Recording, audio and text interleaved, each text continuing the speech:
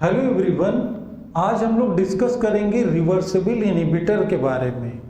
जैसा कि हम लोग जानते हैं कि रिवर्सिबल इनहिबिटर एंजाइम से नॉन कोवैलेंटली बाइंड करते हैं और ये एंजाइम की एक्टिविटी को डिक्रीज कर देते हैं।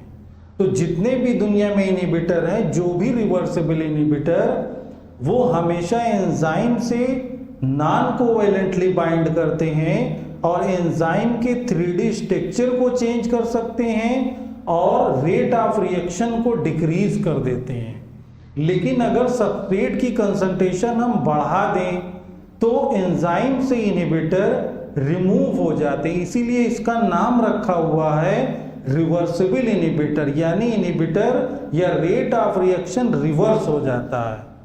तो एंजाइम की बाइंडिंग एक्टिविटी के बेस पर इस इनहिबिटर को 3 क्लास में डिवाइड किया गया है: competitive inhibitor, uncompetitive and non competitive inhibitor. Okay, तो आइए अब हम सबसे पहले बात करते हैं कॉम्पिटिटिव इनहिबिटर के बारे में, क्योंकि इसके नाम से ही लग रहा है कि ये इनहिबिटर कंपीट करता है सबस्ट्रेट से और एक्टिव साइट से। तो देखिए यहाँ पे लिखा हुआ है competitive inhibitor bind reversibly to enzyme active site and hold the active site and change the rate of reaction। यानी ये इनहिबिटर बाइंड करते हैं एंजाइम के एक्टिव साइट से और एक्टिव साइट को ये होल्ड कर देते हैं।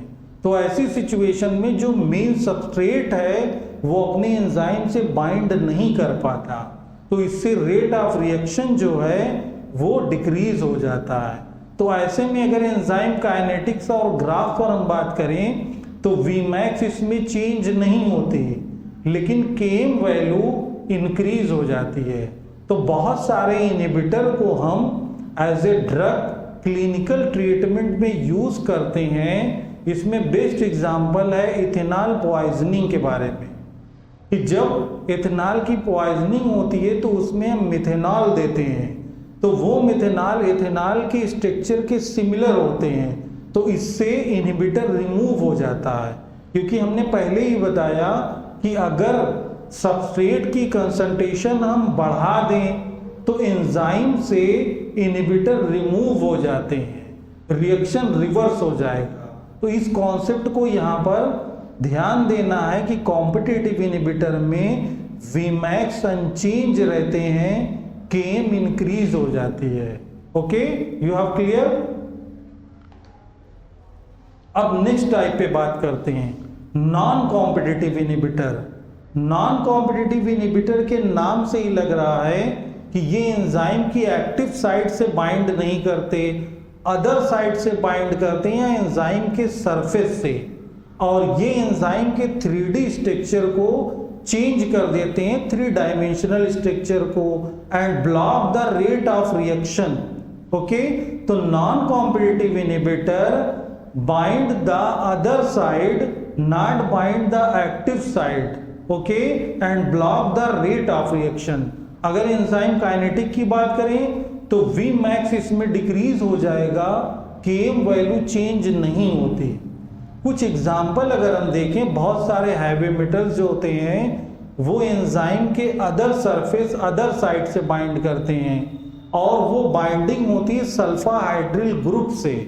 ओके, सिस्टीन अमाइनो एसिड में सल्फा हाइड्रिल ग्रुप जो होता है उससे ये मेटल्स बाइंड कर जाते हैं और एंजाइम की एक्टिविटी को अफेक्ट कर देते हैं। You have clear. ओके, अब लास्ट हम टाइप्स पे बात करेंगे अनकॉम्पिटिटिव इनहिबिटर।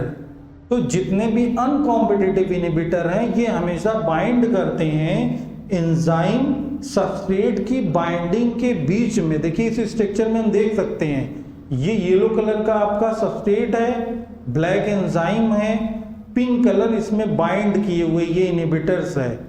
तो जितने भी अनकॉम्पिटिटिव इनहिबिटर हैं वो एंजाइम सबस्ट्रेट की बाइंडिंग के बीच में बाइंड करते हैं। ओके, यानी ES कॉम्प्लेक्स होगा उसमें इनहिबिटर भी बाइंड रहेंगे। तो ऐसी सिचुएशन में Vmax Km वैल्यू दोनों डिक्रीज हो जाती है। तो ये ध्यान रखना है हमें अनकॉम्पिटिटिव इनहिबिटर्स में Vmax केम वैल्यू दोनों डिक्रीज होती है, लेकिन नॉन कॉम्पिटिटिव में Vmax डिक्रीज होगी, केम वैल्यू चेंज नहीं होती। तो आपको यहाँ पे ध्यान देना है, बहुत सारे इंडिया के कॉम्पिटिटिव एग्जाम में इनहिबिटर से मैचिंग के क्वेश्चन बनाए जाते हैं कि नाम देगा नॉन कॉम्पिटिटिव, अनकॉम्पिटिटिव और कॉम्पिटिटिव इनहिबिटर, उसके सामने होगा Km value increase decrease, Vmax increase decrease. तो इस चीज को अच्छे से याद रखना है और कॉन्सेप्ट जब क्लियर रहेगा तो आपका क्वेश्चन नहीं गलत होगा। तो ये बहुत इंपॉर्टेंट टॉपिक है एंजाइम इनहिबिशन, हर एग्जाम में इससे 1-2 क्वेश्चन जरूर पूछे जाते हैं। तो आप लोग अच्छे से प्रिपेयर करिए। Thanks for sustainable development.